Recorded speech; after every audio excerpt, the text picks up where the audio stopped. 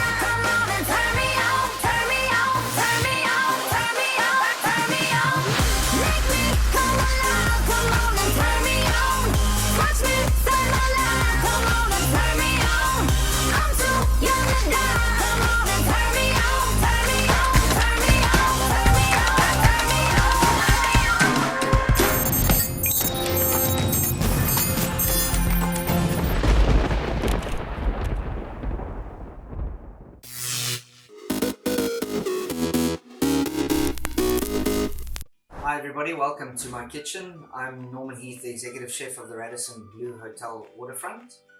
Today I'm going to share one of our best sellers of our restaurant, which is a seared tuna dish.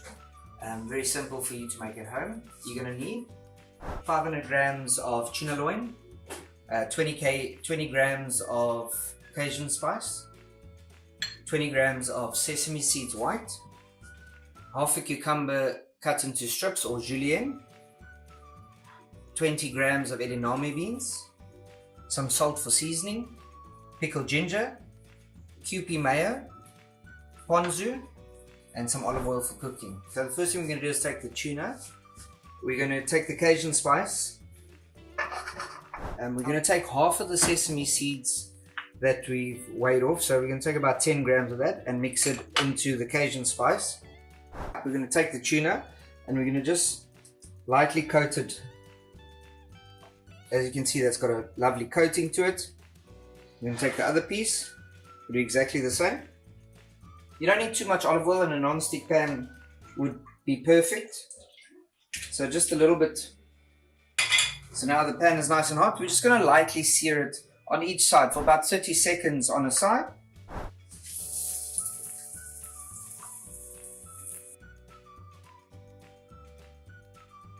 All we're doing is just a high temperature. We want to get golden brown at the outside and nice and crispy, but we don't want to cook the inside. We want to keep that nice medium red and to get your nice pink color.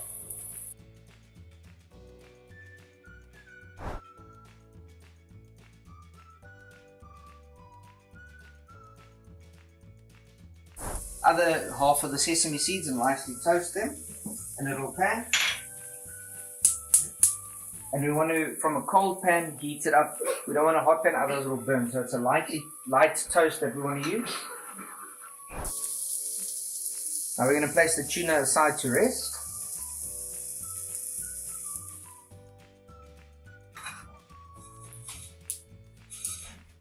We're going to place it back into the bowl. We'll get back to that at a later stage. Same pan, we're just going to take the edamame beans, just lightly coated with olive oil and a little bit of salt, just to warm it up through.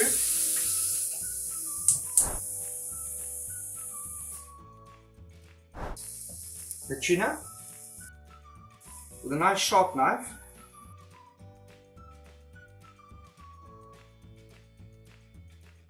Japanese mayo.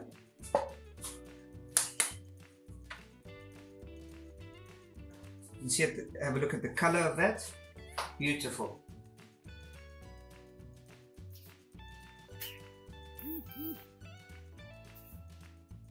Now for the lovely fresh cucumber strips.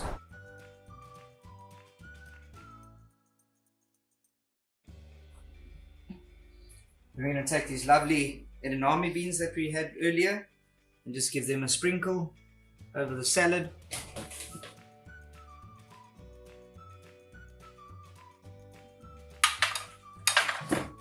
Some fresh pickled ginger. The toasted sesame seeds for the bit of nuttiness and crunch. And then lastly we'll dress it with a ponzu, and that acts as a dressing, which is a citrus salty flavor. Thank you for joining me.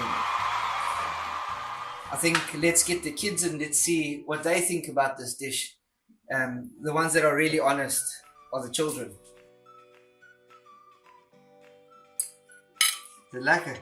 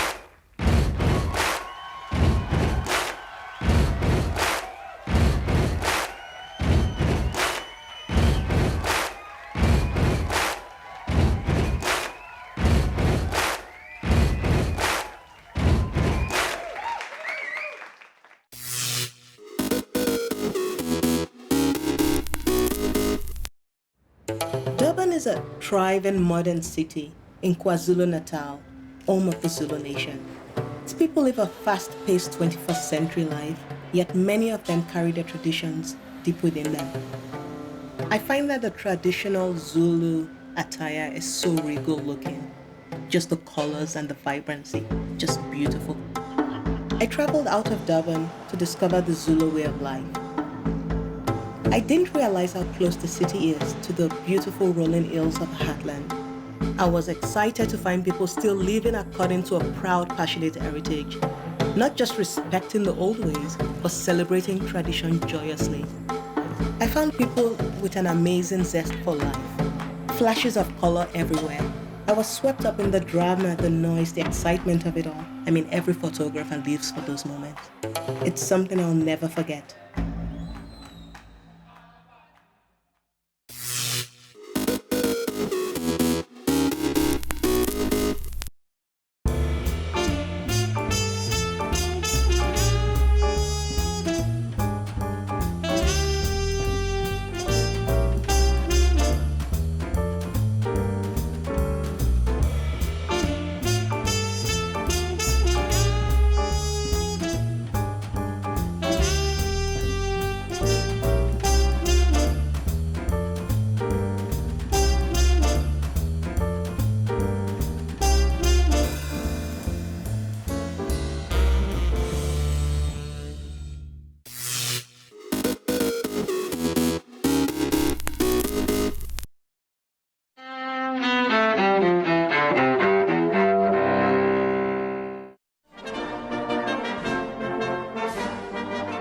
September 17th, 1862.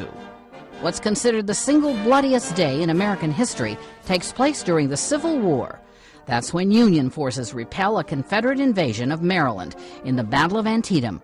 More than 20,000 soldiers on both sides are either killed, captured, wounded, or end up missing during the 12-hour battle.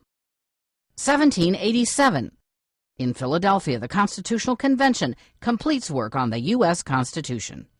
The new charter for the new nation takes effect after a majority of the then 13 states ratifies it the following year. 1978. In Washington, a major breakthrough for Mideast peace at the White House. That's where Israeli Prime Minister Menachem Begin and Egyptian President Anwar Sadat signed the Camp David Accords. The agreement provides a framework for the first peace treaty between Israel and one of its Arab neighbors. 1923. Say, hey, good looking, what you got cooking? Hank Williams, the singer and guitarist, who remains one of the giants of country music, is born in Alabama. And 1972,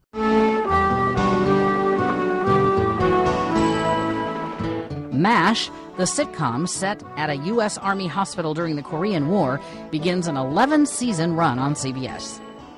Today in History, September 17th. Camille Bohannon, The Associated Press.